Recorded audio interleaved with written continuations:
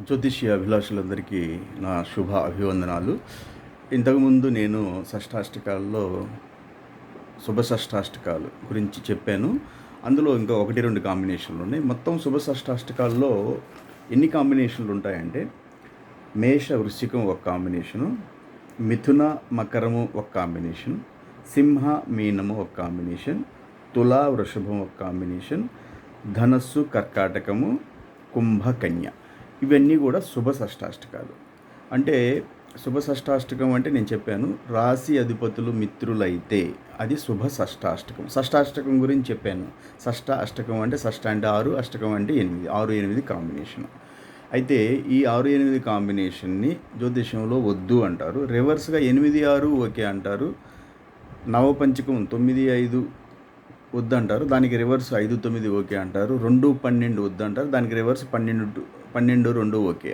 అయితే షష్టాష్టకాలలో నేను చెప్పింది ఏంటంటే, మీకు ఇన్ని కాంబినేషన్ షష్టాష్టకం అయినా కూడా అమ్మాయి అబ్బాయి రాసులు మిత్రులైతే అది శుభ షష్టాష్టకం అవుతుంది. అంటే ఆ వివాహాన్ని మీరు ఆపుకోవాల్సిన అవసరం లేదు. ఒకవేళ అశుభ షష్టాష్టకం అయింది, ఆపాలా? నో. నేను మొదటి నుంచి చెప్తున్నాను, జ్యోతిష్యం అంటే వివాహ జ్యోతిష్యం వివాహాలు ఆపటానికి కాదు, మనకి ఒక దారి చూపించటం, మనకు ఒక మార్గం చెప్పాలి. అంతేగాని జ్యోతిష్యం ఎప్పుడు వివాహాలని ఆపకూడదు.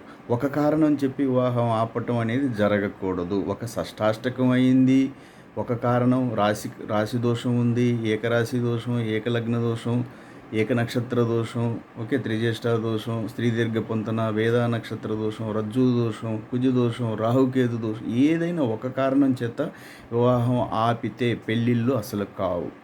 సరే, శుభ షష్టాష్టకాల్లో నేను లాస్ట్ 2 చెప్తా వస్తున్నాను. మొన్న ధనుస్సు కర్కాటకం గురించి కూడా చెప్పాను. కర్కాటకం అంటే ధనుస్సుకు అధిపతి గురువు, కర్కాటకం చంద్రుడు. అమ్మాయి రాశి అంటే కర్కరాశి అయింది, అబ్బాయి రాశి ధనురాశి అయింది. సో అమ్మాయి రాశి మొదటి నుంచి నేను చెప్పాను, లెక్కేసేటప్పుడు తప్పనిసరిగా అమ్మాయి నుంచే లెక్కేసుకోవాలి.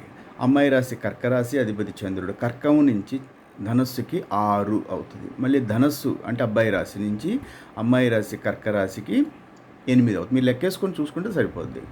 అమ్మాయి రాశి కర్క అంటే అక్కడి నుంచి లెక్కేసి మీకు రాసులు వచ్చి ఉండాలి. రాసులు తప్పనిసరిగా ఆర్డర్లో తెలియాలి. కర్కం తర్వాత ఏంటిది? అమ్మాయి రాశి కర్క అయినప్పుడు కర్కం తర్వాత సింహ తర్వాత కన్య 3. అంటే కర్క తర్వాత సింహ 2, కర్క 1, అమ్మాయి రాశి కర్క 1, సింహరాశి 2, తర్వాత వచ్చి కన్యా రాశి 3, 4 తులారాశి, 5 వృశ్చికం, 6 ధనుస్సు.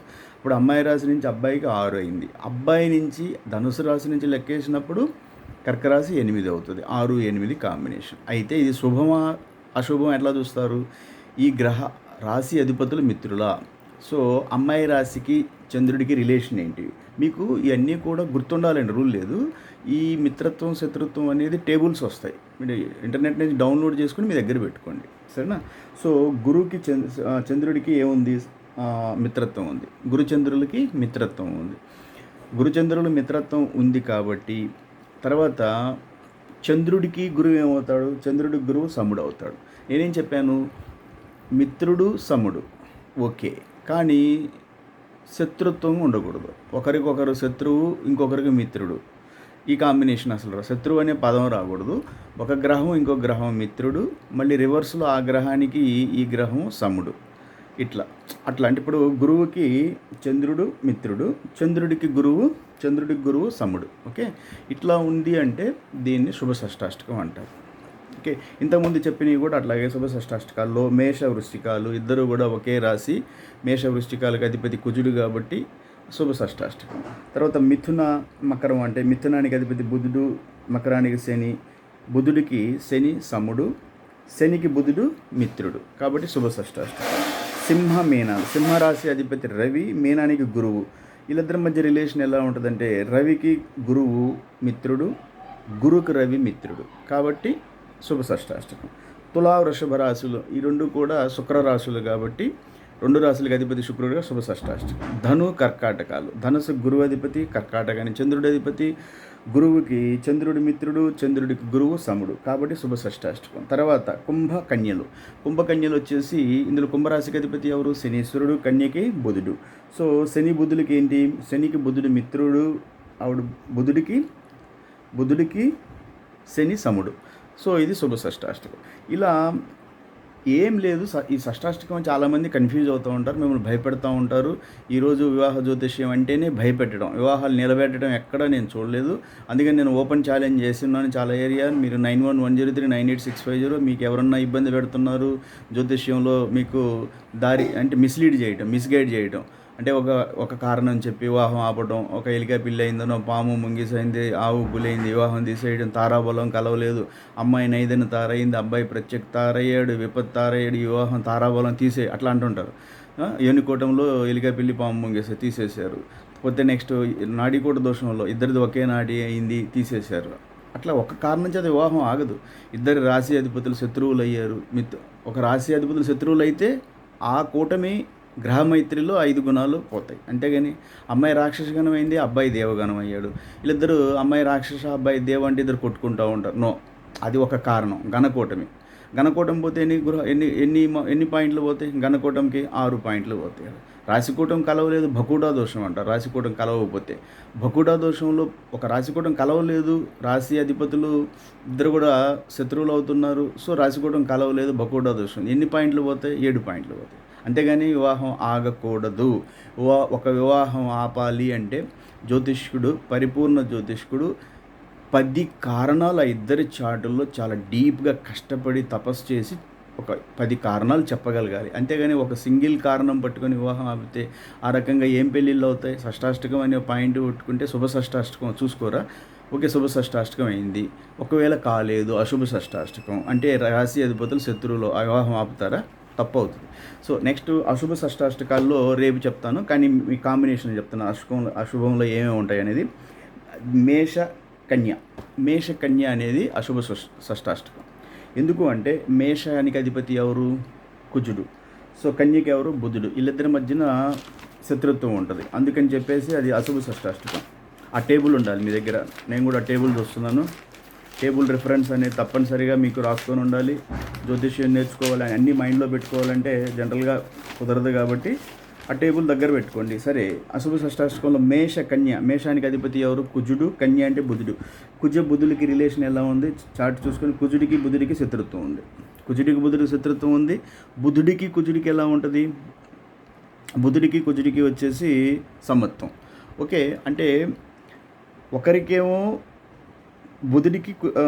కుజుడికి బుధుడు శత్రువు, బుధుడు శత్రువు. నెక్స్ట్ వచ్చేసి బుధుడికి కుజుడు సముడు. ఓకే, సో ఒకరికి శత్రువు అయినా అది అశుభ షష్టాష్టకమే. కుజుడికి బుధుడు శత్రువు కాబట్టి కన్యకి అధిపతి బుధుడు. సో మేషానికి అధిపతి బుధుడు. సో కుజుడికి అంటే బుధుడికి శత్రుత్వం, కుజుడికి సమత్వం. సో ఇది అశుభ షష్టాష్టకం. లెక్కెట్ట పెడతారు, ఎక్కడ ఎవరిది? అమ్మాయి రాశి ఏమవ్వాలి? కన్య నుంచి మేష. ఓకే, మేషది అమ్మాయి రాశి అయితే మేష నుంచి కన్యకు 6 అవుతుంది. ఎందుకంటే మేషం తర్వాత మేషము, వృషభము, మిథునము, కర్క, సింహ, కన్య 6 అవుతుంది. అమ్మాయి రాశి మేషం అయినప్పుడు, కన్యా రాశి అబ్బాయి రాశి అయినప్పుడు మేషం నుంచి అమ్మాయి రాశి నుంచి కన్య అబ్బాయి రాశికి 6 అవుతుంది. కన్య నుంచి మేషం 8 అవుతుంది. ఒక 6-8 కాంబినేషన్ అశుభ షష్టాష్టకం. తర్వాత తులామీనం అంటే తులారాశి అంటే శుక్రుడు అధిపతి, మీనానికి అంటే గురువు అధిపతి. సో శుక్ర గురువులకు కూడా తులారాశి అధిపతి శుక్రుడికి గురువుకి శత్రుత్వం ఉంటుంది. ఈ శత్రుత్వం మిత్రత్వం మీదనే అది అశుభ షష్టాష్టకం, శుభ షష్టాష్టకం ఉంటుంది. సరే, అశుభ షష్టాష్టకాలు రేపు చెప్తాను. సో ఈరోజు ముగిస్తున్నాను. సో ఇలా ప్రతి ఒక్క టాపిక్ని ఒక చిన్న టాపిక్స్గా మనం డివైడ్ చేసి వివాహ జ్యోతిష్యంలో అది వేదిక అవ్వచ్చు, కృష్ణమూర్తి పద్ధతిలో అవ్వచ్చు, మనం చాలా డీప్గా అనలైజ్ చేసి చెప్పాలి. ఇది ఇంతకుముందు నేను అన్నీ కూడా మన ఆన్లైన్లో క్లాసెస్ అన్నీ కూడా నేను నా ఫేస్ కనిపించకుండా చేసి చెప్పాను. ఇప్పుడు ఆథెంటికేటెడ్గా నేను ముందుకు వస్తున్నాను, ముందుకు వచ్చి చెప్తున్నాను. క్వశ్చన్ చేయండి, నన్ను కామెంట్ చేయండి, ఫోన్ చేయండి. సార్ మీరు ఇట్లా చెప్పారు, నేను ఓపెన్గా ఛాలెంజ్ చేస్తున్నాను. ఈరోజు హిందువుల్లో పెళ్ళి లేదు. ఏ కులమైనా కానీ నాయుడు, యాదవ, బలిజ, రెడ్డి, బ్రాహ్మణ, వైశ్య, గౌడ ఎన్ని హిందూ కులాల్లో పెళ్ళిళ్ళు లేవు. జ్యోతిష్యం అనే ఒక పెద్ద దీన్ని నమ్మాలి అంటే ఇప్పుడు ప్రతిరోజు ప్రతి గల్లీలో, ప్రతి కాలనీలో, ప్రతి సందులో కూడా జ్యోతిష్యం చెప్పేవాళ్ళు తయారవుతున్నారు. వాళ్ళు చెప్పినా చెప్పకపోయినా కొంతమంది పిల్లలు ఈరోజు టెక్నికల్‌గా చదువుకున్న వాళ్ళు తల్లిదండ్రులు మొబైల్‌లో, కంప్యూటర్స్‌లో వాళ్ళే యాప్‌లేసుకొని వెబ్‌సైట్స్‌కెళ్ళి మీరు డేట్ ఆఫ్ బర్త్‌లు టైమ్‌లేసుకొని లొకేషన్ ఏసేసి ఇన్ని గుణాలొచ్చినియి, అయ్యో తక్కువొచ్చినియి, నెర్వస్ అయిపోవడం. అప్పటికప్పుడు డిప్రెషన్ అయిపోవటం. నాకు తక్కువ గుణాలొచ్చినియి. ఆ గుణకూటమి, ఆ రాశికూటమి, అష్టగుణ కూటమి చేసుకొని ఎంతోమంది చేసుకున్న పెళ్ళిళ్ళు డైవర్సులకెళ్ళున్నాయి. కావాలంటే మీరు కనుక్కోండి. మీ ఎవరన్నా ఫ్రెండ్స్ ఎవరన్నా అడ్వకేట్ ఫ్రెండ్స్ ఎవరన్నా ఉంటే వాళ్ళని అడగండి. ఈ జాతకాలు చూసుకొని ఈ అష్టగుణ కూటమి చూసుకొని లాస్ట్‌కి డైవర్స్‌కెళ్ళినోళ్ళు 25, 26, 35 వచ్చినోళ్ళు కూడా డైవర్స్‌కి తిరుగుతున్నారు. మీరు కర్మలను నమ్మండి. కర్మ చాలా ఇంపార్టెంట్. జీవితంలో మనిషి చేసే కర్మలుంటాయి చూసారా? మనం చేసే కర్మలు ఎప్పుడూ కూడా మనిషికి కరెక్ట్‌గా ఉండాలి. కర్మ సిద్ధాంతం ప్రకారం వెళ్ళాలి. మనం చేసే కర్మ సరిగా ఉంటే మనల్ని హ్యాపీగా జీవితం ఉంటుంది. మనం అందరి జీవితాలతో ఆడుకొని మనం ఇష్టం వచ్చినట్టు చేసేమంటే తర్వాత ఆ కర్మలు మీ పిల్లలకి ట్రాన్స్ఫర్ అవుతాయి. ఎందుకు పిల్లలకి మేము చేసాం కదా కర్మలు మా పిల్లలకి ఎందుకంటే మీ ఆస్తులు పిల్లలు అనుభవిస్తున్నారు. మీరు ఇచ్చిపోయే మూటలు ఆ పిల్లలు అనుభవిస్తున్నారు. ఎవరైనా అంటున్నారా? మా నాన్న ఇంత సంపాదించాడు, ఎట్లా సంపాదించాడు? ఇది అధర్మంగా సంపాదించాడు, అక్రమంగా సంపాదించాడు. ఈ అక్రమ సంపాదన నాకొద్దు అని ఎవరన్నా అంటున్నారా? అనరు. ఆ ఆస్తి కోసం తండ్రి ఎల్లగలని కొట్టుకుంటారు. కోర్టు మెట్లు ఎక్కుతారు. మా చెల్లెలికి ఎక్కువ ఇచ్చాడు, మా అన్నకు తక్కువ ఇచ్చాడు, నాకు తక్కువ ఇచ్చాడు, మా అన్నకి ఎక్కువ ఇచ్చాడు, మా అక్క ఎక్కువ లాగేసుకుంది, నాకేం అసలు ఇవ్వలేదు అని కోర్టులు ఎక్కుతారు. సో వాళ్ళు ఇచ్చిన ఆస్తులు అవి అక్రమంగా సంపాదించినప్పుడు ఆ ఆస్తులు మీరు అనుభవిస్తారు కాబట్టి తప్పనిసరిగా మీ కర్మ ఫలితాన్ని కూడా అనుభవించాలి. ఎందుకంటే ఎవరి తల్లిదండ్రులు అయితే సంపాదించి వెళ్ళారో అక్రమంగా సంపాదించినప్పుడు ఆస్తులు మనం తీసుకునేటప్పుడు తప్పనిసరిగా కర్మను కూడా మొయ్యాలి. ఇది ఎవ్వరూ కూడా తప్పించుకోలేరు. ఆ రకంగా ఎవరి పాటికి వాళ్ళు బతికేసి ఏదో ఒకటి చేసేసి వెళ్ళిపోతే లెక్కలెవరు చెప్తారు? దైవం అనేది ఒకటి ఉంటుంది, సృష్టిలో ధర్మం అనేది ఒకటి ఉంటుంది. కాబట్టి అర్థం చేసుకోండి. నా నంబర్ 9110398650 వాసు యాదవ్ మిరియం ఒంగోలు. ఇక ముందు వీడియోస్ అన్నీ కూడా ప్రతి సోమవారం ఒక జ్యోతిష్ క్లాస్ ఉంటుంది. అడిషనల్లీ